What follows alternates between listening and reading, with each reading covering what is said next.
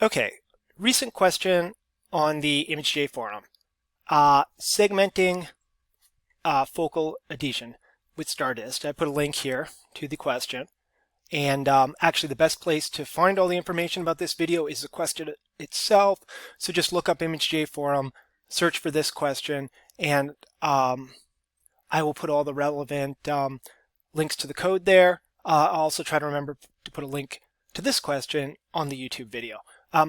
Anyway, the question was basically we need to segment this image, but it has objects at different scales and different shapes. So some of the objects are small and round, and others are a little bigger and elongated.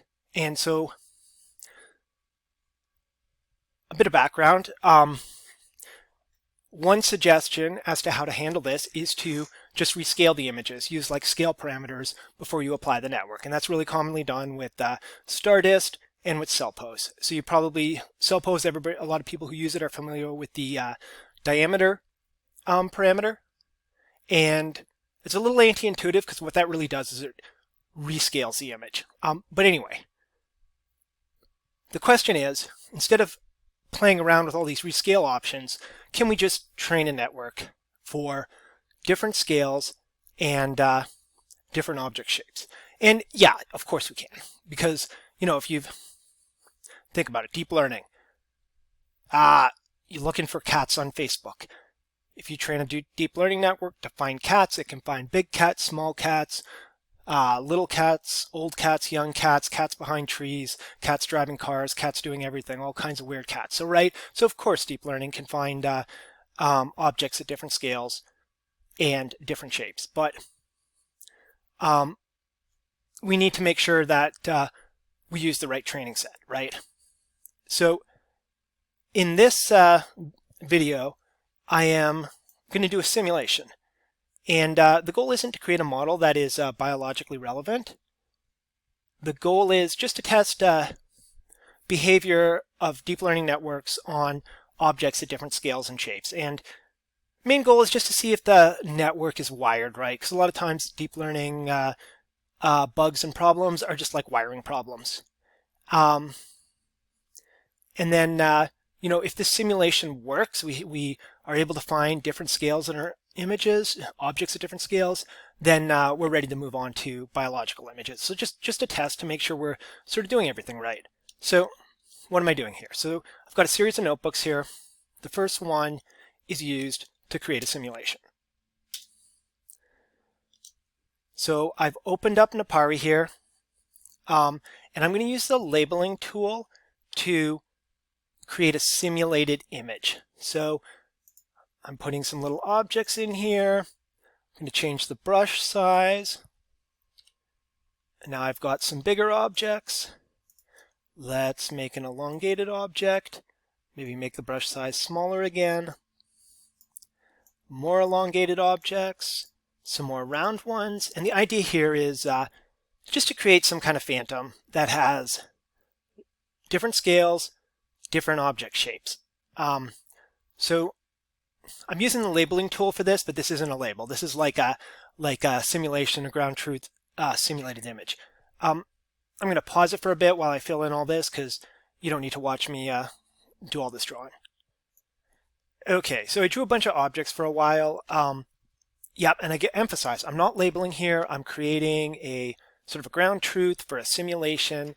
And it's kind of a silly simulation. I did this in like 4 minutes. I'm just testing whether Stardist can find these objects that are at different scales and different shapes. And I think that Stardist may actually have a little trouble with some of the really elongated objects, because there's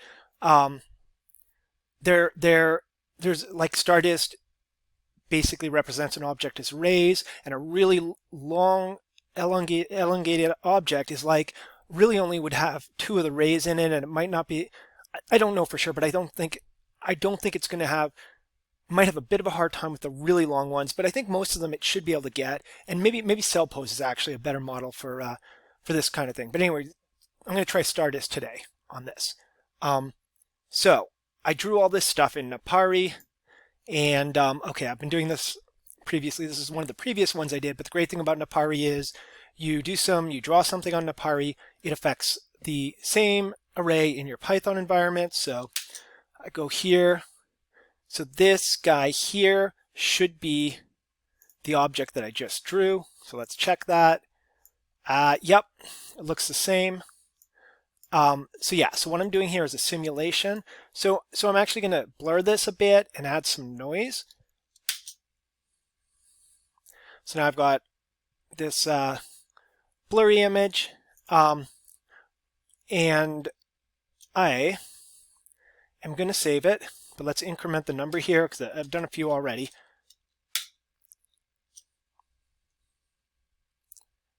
Okay.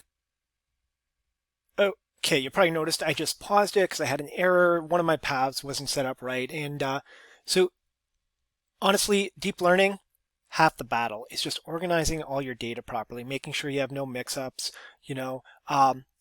This is sort of my project structure right now. As I go on with this video, I'll explain what everything is. But right now, I've done a simulation, and I have a few of these phantom images are my simulated images. So they're gonna. So as we go now in the next steps, we're just gonna treat this like it was a real image. So this is my Phantom 0, Phantom 1, Phantom 2, Phantom 3. That's my image set. So I have my images. Now we have to make some labels.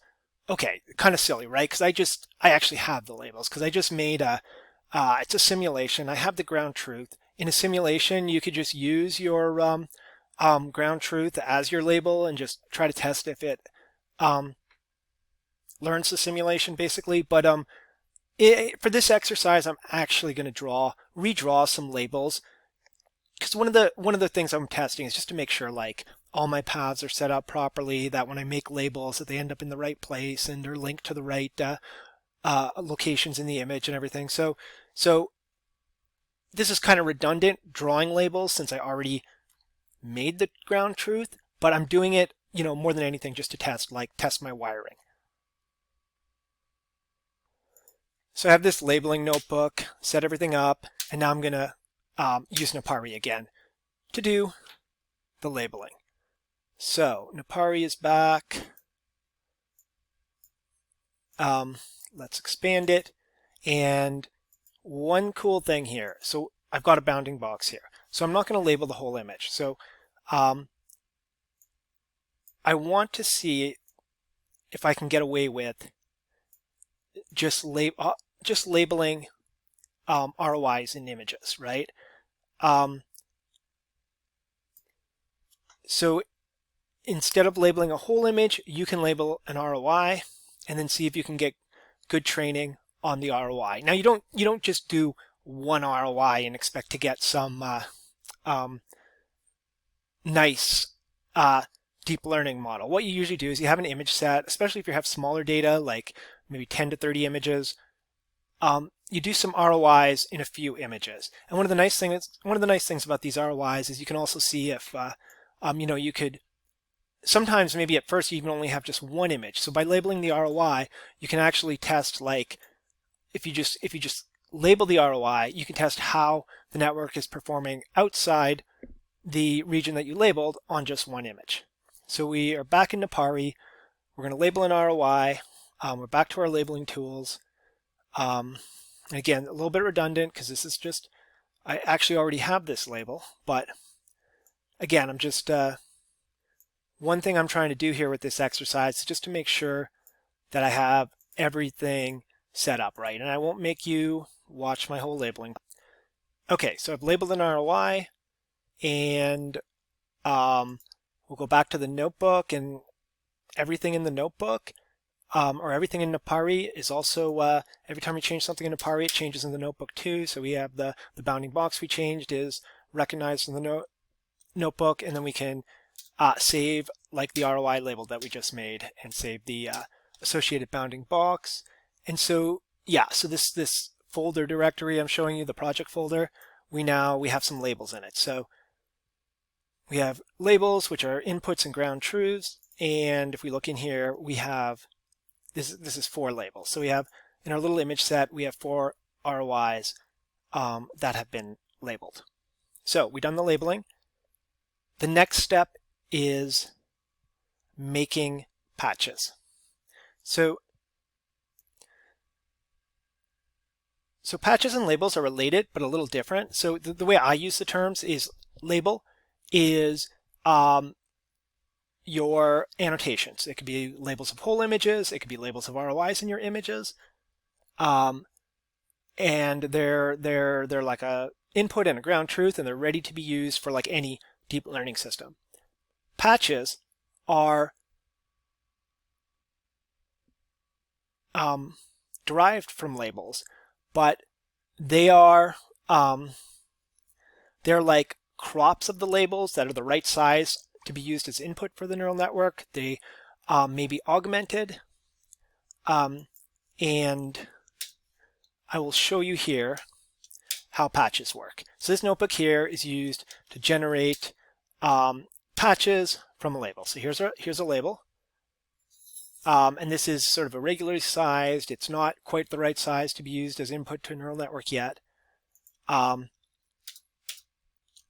It's not normalized. And just as a side note, this little step here, normalization, this is a really tricky step. So this is one thing that often gets people wrong. So you have to take a lot of care as to where you normalize and how you normalize. So neural networks need to deal with pixels between 0 and 1.